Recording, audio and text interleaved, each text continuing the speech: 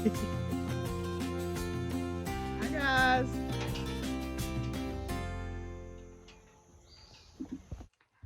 Hey everybody. I guess Willie wants a close up. It's that time again. It's time for Diary of a Physicist Farmgal. My name is Deborah, and I'm coming to you from here on my family farm in the foothills of the Arkansas Ozarks, where I like to do all the crafts. I knit, I crochet, I sew, I quilt, I make baskets, I make jewelry, I do needlework. I'll try any craft once and twice if I like it. I am also a university professor where I teach courses in physics and astronomy. I teach both physics majors and general education majors. I am a docent in our planetarium, and I'm very active in our Center for Excellence in Teaching and Academic Leadership with their teaching initiatives. And last but not least, I am a farmer. I am a third generation farmer here on this land that my family's lived on for over a century, and I raise grass-fed beef cattle, I raise horses, I have a small flock of poultry, I have miniature horses, miniature donkeys, a miniature mule named Pumpkin who thinks she rules the roost, and Princess Penny, the potbelly pig, the protector somewhat of the poultry. And as you can tell from Willie wanting his close-up, I am fur kid mom to many dogs and cats, including some outside barn cats. So if any of all of that sounds interesting to you, I hope you'll join us today for Diary of a Physicist Farm Gal.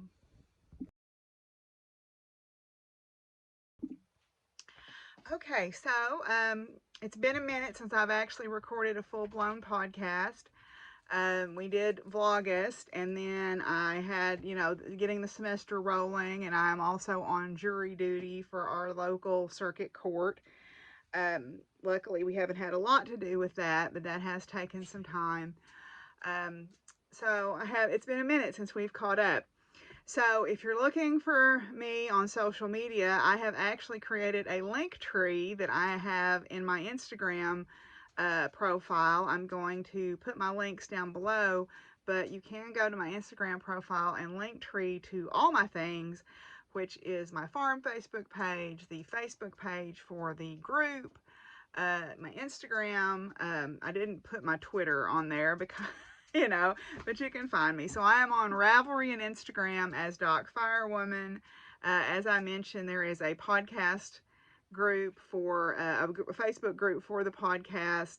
There is also a Facebook page for my farm, Buckthorn Farms, where you can keep up with going on the farm. We do have a Zoom meetup that meets up from time to time, and I think we'll have one of those before too much longer. We'll have a Zoom meetup maybe next Sunday after the fall equinox. We might have one, or maybe we'll have one to kick off a new Makealong we're going to talk about in a little bit. We had some giveaways. If you want to participate in the giveaways, you do need to fill out my Google form and put in your information, and then also YouTube is not any way affiliated with this giveaway. You need to be a subscriber to the channel. You need to be 18 or older. Your giveaway does not have any monetary value, so if it gets lost in the shuffle, I'm sorry, but it will not be replaced in any way. And I think that's everything. Willie, what are you into? Leave that alone. He wanted my cushion, so I gave him my seat cushion that I was sitting on, and now he's pilfering around over there and everything. We did have a giveaway last time, and it was for a pattern that my friend Ashley had donated. It is called Contemplation, and it is a black work with cross-stitch combined pattern. It is by Berlin Embroidery, it's Berlin Embroidery, excuse me, Berlin. Will you get down? No, don't get in that. Go lay down on the cushion that I gave you. Anyway, and from all the drawings, or all the people that put the word contemplation in their comment, the winner that it drew out was Nancy Rudy. Yay! So I will be sending this to you. I know I have your address. Oh shoot, my things that I wanted to give away this time, I left them over there. Can I reach them from here? Hang on, let me go grab the giveaway for this time. I forgot.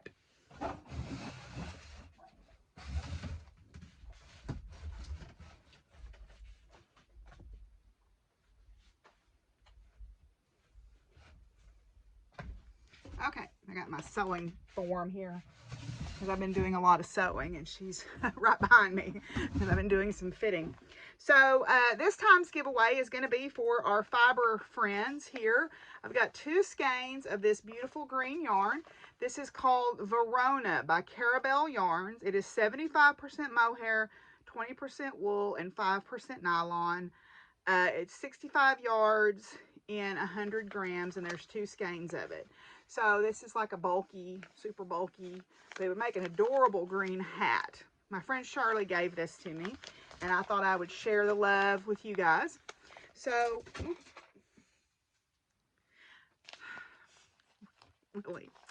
anyway, so if you would like to win this, the keyword this time will make it be Verona for the name of the yarn, Verona. So, there you go. Also, there is a Ko-fi for the podcast. I appreciate everybody who supports the podcast, either with donations of prizes or materially. I also appreciate people who take the time to watch and comment and like the podcast and share it with people. So thank you for doing all of that. So let's talk about a new thing that is going to start on October 1st. My friends Krista and Cassie and I have a little sort of quarterly Crafty Witches meetup. And we are all crafters, and we all have a very deep stash. And we have decided to challenge ourselves creatively. And, oh, I forgot what hashtag I was going to use. Hang on. Okay, so I had to go look up the hashtag that I had decided to use for this. Anyway, Cassie, Krista, and I were talking, and we want to challenge ourselves to become very creative in our making and to use the great things that we have that we kind of forget about, or we say, oh, I'll use that eventually, or it get pushed off to the side, and nothing else, right? We want to challenge ourselves creatively and use up stash and, you know, save some money in the process. You know, everyone is concerned about money right now because food is more expensive and fuel is expensive. So we decided to be much more mindful in our making and not purchase anything. And we're going to do this. I think we all decided, we agreed for 6 months. So October 1 to April 1. And then at the end, we were going to reward ourselves with something. And the rules of the something were it had to be just for us. It could not be a craft supply or crafting related. And it could not be anything practical like a vacuum cleaner or something like that. So that's our personal goal, but I thought it would be fun to challenge people if they want to participate, and I'm going to call it the Mindful Makealong. So I'll put that hashtag right here, Mindful Makealong, and we're going to run it from October 1st to April 1st. Now this is going to be an honor system thing, but what I would like to do is we can either use the hashtag, or I'm going to put an album on the Facebook podcast group, and people can put their mindful makes in there. And what I would like for you to do is only post pictures of finished items. So just post pictures of your finishes, and use the hashtag, or post them in the album on the group. But I would also like you to document what you used out of your stash. Now you don't have to be super specific, like I used 2.7 grams of yarn or whatever. You don't have to be that specific, but just say I used up this skein of yarn, or I used half the skein of yarn, or I used this many yards of fabric, or I used up what was left of this fabric, or I used these buttons, or whatever. But the key is you cannot bring in anything from the outside. It has to be something you already have. The pattern, everything has to be something you already have as of October 1st. Now, if you've won something and it hasn't arrived, or you've ordered something and it hasn't arrived, as long as you owned it by October 1st, even if it hasn't arrived yet, you're good. Now, I will say, if you have clubs, like I'm in a couple of fabric clubs, I'm going to let those run through the end of the year. I'm going to grandfather those in. The Bird Crush Club too.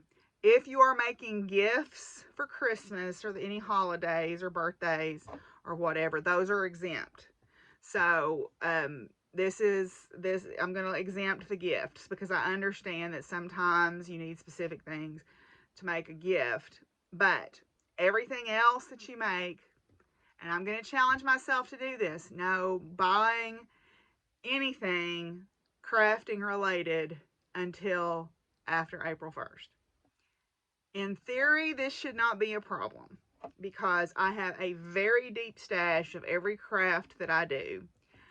And it will challenge me to go rummage through and remember what I have. Okay.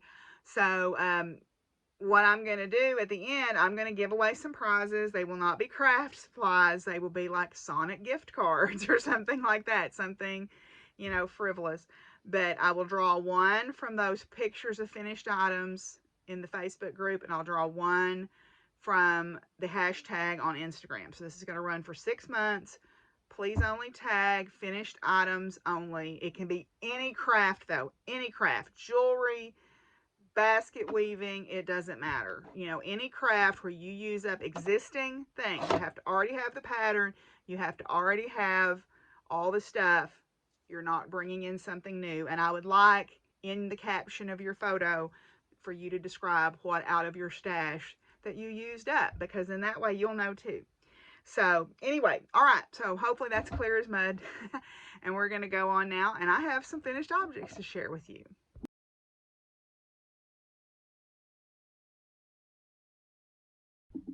Okay, so since it's been a little bit since I've done a full-blown podcast, I have several finished items to share with you. Now, if you saw Vlogust, you probably saw a little bit about these, but I'm going to show you anyway. The first thing that I will show you is my ears of corn. My ears of corn. I took the class at Lake Dardanelle State Park, and we made this ears of corn fall decoration. It's got a hanger back here that I can hang it up on, and it's 3 woven ears of corn. It's supposed to look like glass gem corn, and then we've got the little seagrass decoration right here.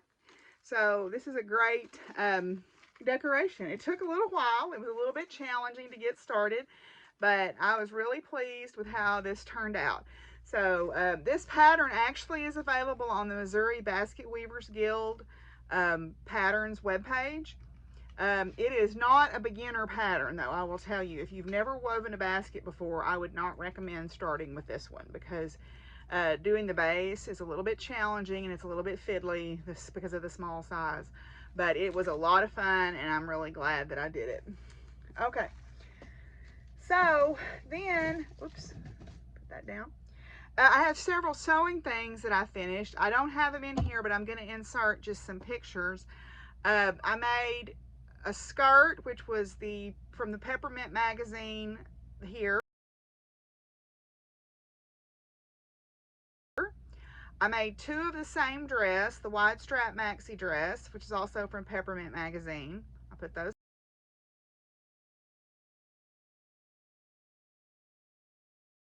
here. I made a house dress, which, I mean, it's really a dress, but I wear it as a house dress a lot of times because it's comfortable. It's a 3-tiered dress, the Bardon dress. So that was the pocket skirt, the wide strap maxi dress, and then this is the Bardon dress from also Peppermint magazine. They have a catalog of free patterns that if you sign up for their newsletter, you can get them. And I've got a whole bunch of stuff cut out, so hopefully we'll have some more finished objects. But those are my finished objects that I did for sewing, so I'll put those pictures. Then I have some knitted and crocheted items to share with you. So during Vlogust, you saw me working on my Cumulus cowl by Knitting Expat. Well, it is now done. So this is the Cumulus cowl. Try to figure out the best way to hold this. Okay, this is the Cumulus cowl by Knitting Expat Designs. This is a design that is meant to be reminiscent of her Changes shawl, which I also made. This yarn is by Nerd Girl Yarns, who unfortunately is no longer dyeing yarn, but this is, the gray color is called Abnegation, and then the multicolored is called Back from Earth, and they are a cashmere merino blend. So I really love these, and I do have enough of these 2 colors together to probably knit me a pair of socks or a hat. I might make a hat instead. But at any rate, so yeah, now this is meant to be for DK or fingering weight held double. So I held these double, but you could also do these with DK skeins. It's written to use mini skeins, but I just used the Back from Earth colorway held double. So, and you can see there. So it's a beautiful cowl, very soft. So I'm excited to wear that. Then I also, oh, did I not pick it up? Hang on, I've dropped something. I'm pretty tired today and I'm feeling very disorganized. I wasn't going to even record today, but I thought I need to get this out. So please forgive me for the choppiness of this. This is the Autonomy cowl. I finished the Autonomy cowl. This is a pattern by Patterns by Romy or Romy Hill. And this is in a colorway called Established 1973 by Cesium Yarns. This is a super fast knit, and this is part of our Autonomy August Makealong. So I need to draw prizes for that. I just haven't yet. I opted to go ahead and make the tassel for it because I thought it'd be a nice little addition to put on there. It's super quick knit. You could probably knit it in an evening if you really were, well, even if you're a fast knitter, you don't even have to be motivated. It just took me a couple of sittings to knit it. It was very quick. So anyway, so here you go. So there's that beautiful lace pattern on it there. All right. Then I don't know if you have seen this one at all. I know you haven't seen it as a work in progress on the podcast, but I did the Sweet November shawl. The Sweet November shawl, and I forgot to look up the name of the person that did it, so I will put that in here somewhere. But this is the Sweet November shawl. It is a crocheted shawl, triangular shaped, super fast crochet, and honestly, you can just really make it as big as you want it.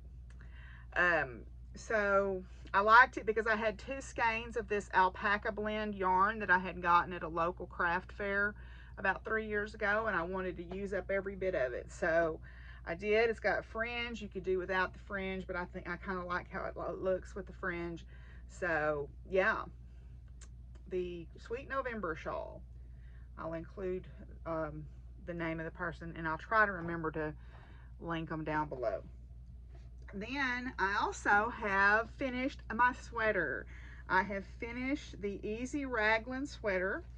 This is a pattern that was available from Green Mountain Spinnery, and now I have found it on Ravelry as well, and they actually do the sleeves all in one piece like I did, instead of doing them flat and then seaming them. So I have finished my Easy Raglan sweater. Now I did make this as a cropped length one. I did not make it as long as what the pattern called for.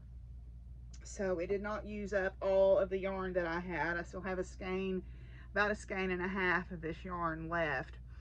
But this is Knit Picks in the Select or Special Reserve hand painted line in a colorway called Sea Monster. And this is a top down raglan sweater with a mock cable neckline, or you can do a rolled neckline, and then it's got the mock cable on the hem and also on the cuffs. Now I have not washed or blocked this yet, so I will do that, and then I'll weave in all my ends. So yay, I finished the sweater. This was, I think, my Christmas Eve cast on. So I finished my sweater, and I finished it like a week ago. So it took me 9 months to knit it off and on. I wasn't working on it all the whole time, obviously. So yeah, there you go. So now my pattern that my friend Scott gave me about 25 years ago, I have finally knitted the sweater. Fits really well. I'm very pleased with it. I made the second to the largest size. I made the double extra large size. And yeah, so I'm very pleased with that. Okay, so I'll put that to the side because I need to remember to wash and block that. Now I've got to go through a bunch of project bags and put the needles up and all that good stuff you do after you finish some projects. Then last but not least, I also have a finished piece of cross stitch. Yay! I finished my rune tree. I finished my Tree of Life runes pattern here. And I had a little trouble with it, remember, because I decided to rotate the runes so that Fehu was at the top. All right, but I finished it. Yay, it's all done. This is done on a piece of 32 count linen from Fortnite Fabrics, and then the floss is Gentle Arts Mountain Mist. It's an overdyed cotton floss.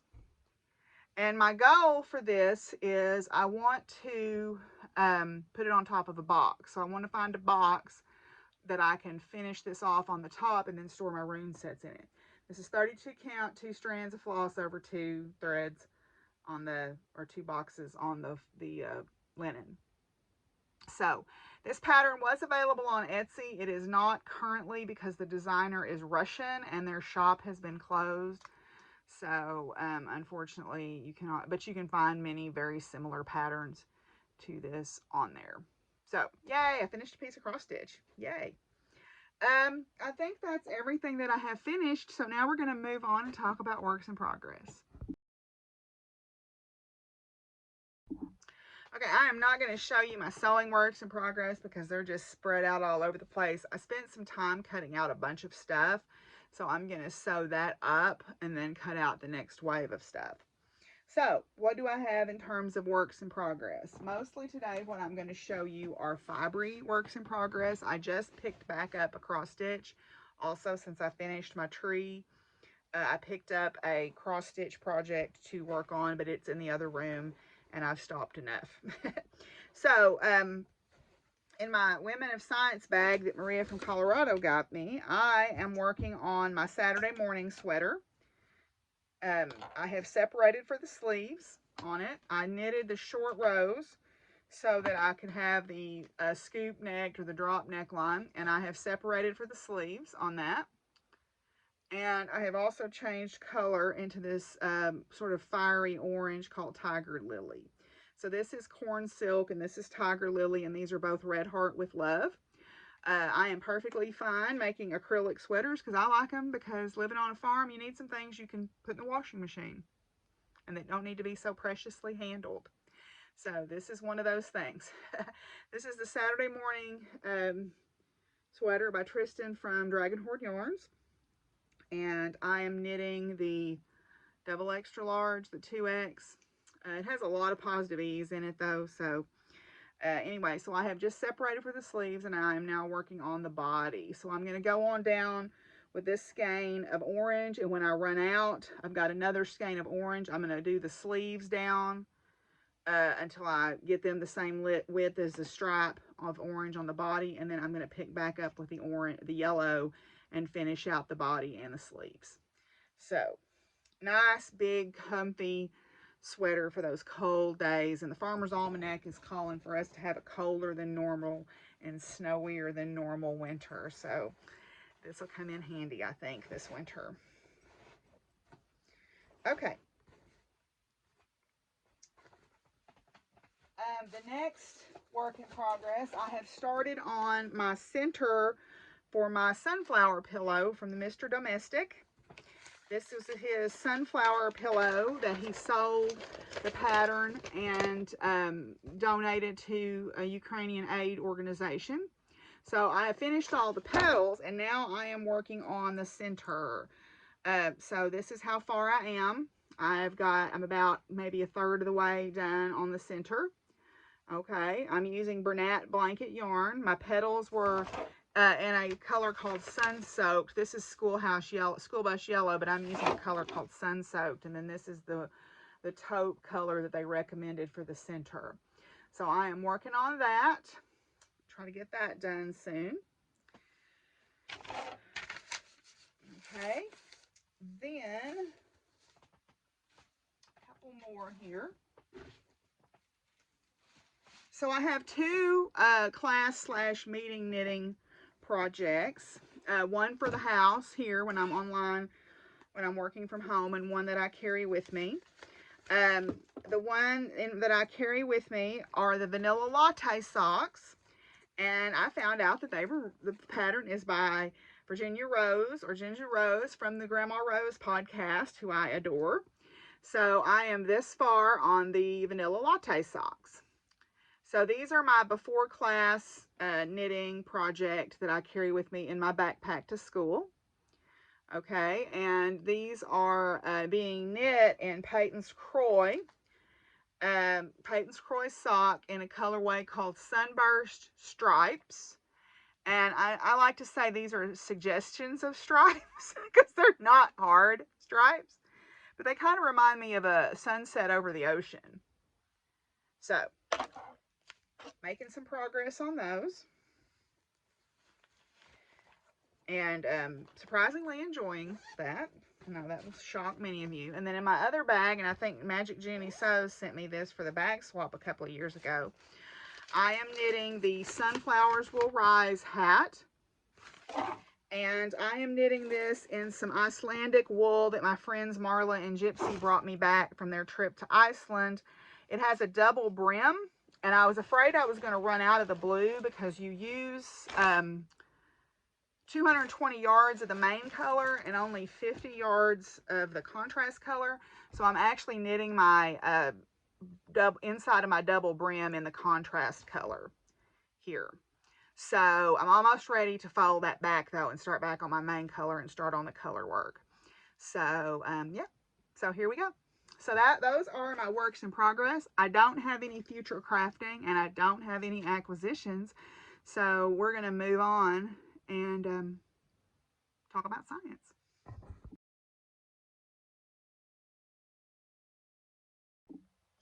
When I said I didn't have any acquisitions, that's not entirely true. I did have some, but I went through and organized my stitching stuff, and it was my fabric of the month from Fortnite, and then my new Bird Crush Club, and I've already got them packed up, and I don't feel like getting them back out. So anyway, so we are off and running at school, obviously. We've been going for about a month. Well, that's not true. About 3 weeks, 3 weeks. We've been going about 3 weeks, and things are going well. I've got 3 research students with me this semester. One of them came back after having some health struggles, so I'm very glad to see her back. I am not doing planetarium shows this fall because of the unpredictability of the jury duty schedule. And so I am not going to do any shows this fall. In the spring, Jeremy and I are teaching our honors college science in the public class again, so I'm looking forward to doing that. I'm also in several book groups. I'm sure nobody that knows me is surprised by that. I'm doing the women's book group. We're reading a book called Soundtracks, and it's about changing the soundtrack in your head into something positive, which everybody can use more of that.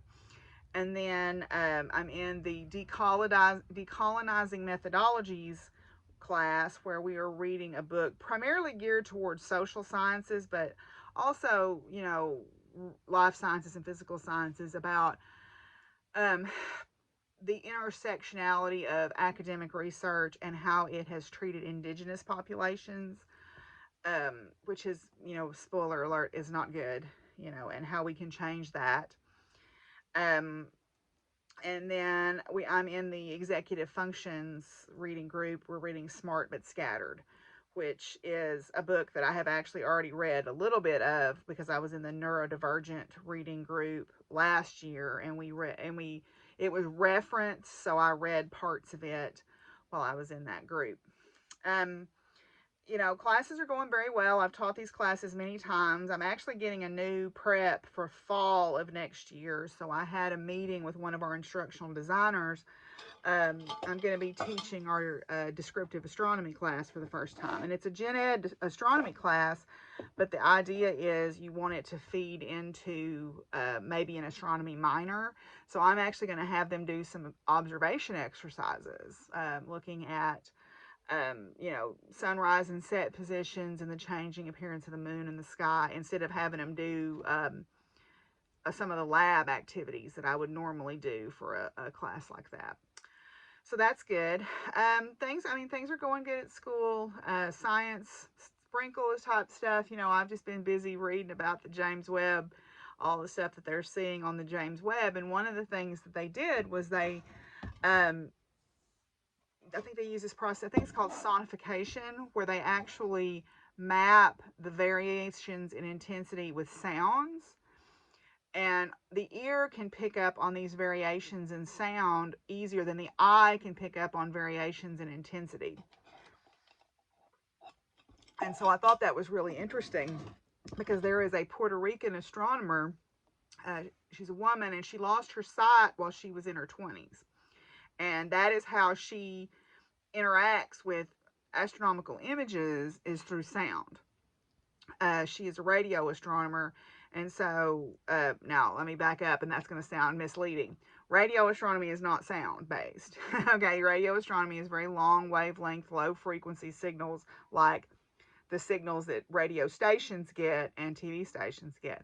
But what they do is they use sonification to put sound to the different intensity levels in the images, and she can read the images in that way. So I think it's really interesting. I will link a biography of her down below so that you can read about her as well. So we've been talking about those things. We just passed the anniversary of the first detection of gravitational waves, which was in 2015. So my students have been talking about that. So yeah, things have been going pretty well. Like I said, I do have jury duty, and that has eaten into my predictability in my classes. I've had to miss a couple of days for that. But overall, I think classes are going pretty good. It's just kind of getting back into the swing of things, and embracing the new normal, I guess. So that's all I'm going to say about that for today. So we'll move on and talk about farm life.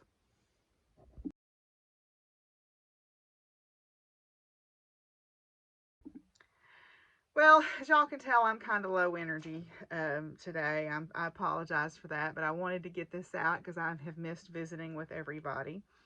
I guess what's going on here on the farm is got a new bull. If you remember Charlie O'Bull, my black bull that I'd had for several years, he died, and I sold off my bigger bulls, either for beef customers, or I finally took the rest of them to the sale barn because I needed to clear out the older ones.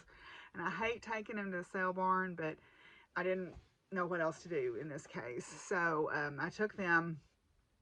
And so Mr. Ray had a young, he's half Angus, half Charolais bull, and he made me a good price on him. So I purchased him from Mr. Ray, and he delivered him yesterday. And because he had been keeping him up and kind of getting him quiet and calm and good, he just took to my cattle right away, which was nice. Gusty and Flame, Marianne approached me about taking them back for her to use as beginner lesson horses. She's gotten quite a few beginner lesson requests. And although it scares me to death for now, it seems like for them to leave here, I know that they could use the work if I'm going to go to riding again in the spring. They need to have the rust sort of knocked off of them. So I went and got them up this morning, and she came and picked them up and took them back. I have all these irrational fears, it seems like, about my animals of late, because some of y'all know, if you watched Vlogust, as I lost my dog Lucky, and he was very heartfelt to me. He was very special. And so I sort of get scared after stuff like that happens, and worry about them all, because they're all getting older, and Gusty is 19 this year, and Flame is 17. So, but they're still in incredibly good shape. So I spent some time with them this morning and talked with them for a long time and said, look, I'm not abandoning you. You'll be back in 3 months, before Thanksgiving and everything. So that's going on. And, it's starting to wind down toward fall here. You can definitely feel the change in the temperatures. We need some rain. We've been a little low on rain again, so it'd be nice to get some rain in the next week or so. But you can definitely tell the days are getting shorter, and the grass is no longer growing like it was, and so you can definitely see that fall is coming. But, everybody seems to be doing well. I'm probably going to have to start putting hay out for the cattle about the 1st of October. because their pasture's getting warm. But I am going to mow. If we do get any rain, I am going to mow weeds so that the rain will benefit the grass that is there. Um, but yeah, so got a new bull, got some fence fixed. I gave my friend Jason my cow that was jumping out, so she's got a new home.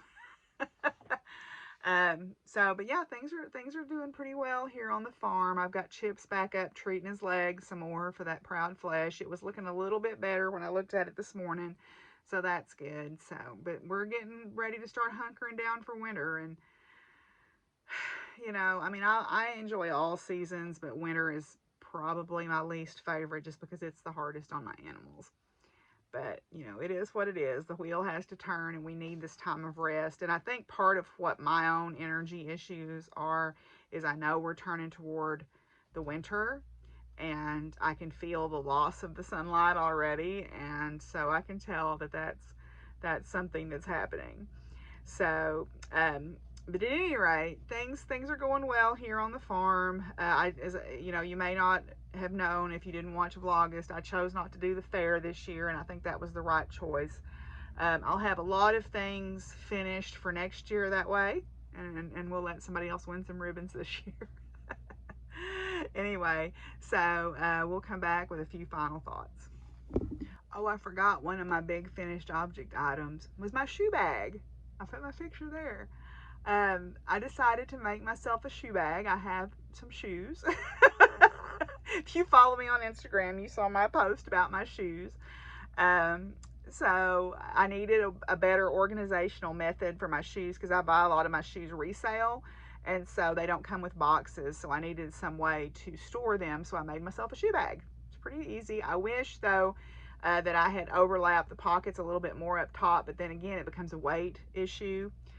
But yeah, so I made myself a shoe bag. So yay me.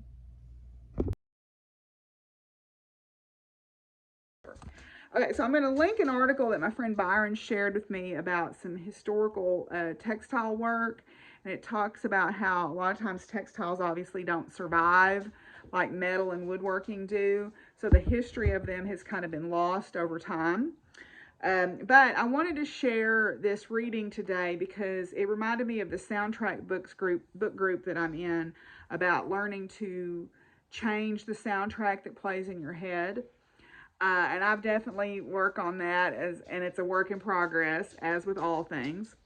But this is from an author called Bridget Anna McNeil, and it's a poem, I suppose you could say. It isn't. I don't see a title on it, but I will read it anyway.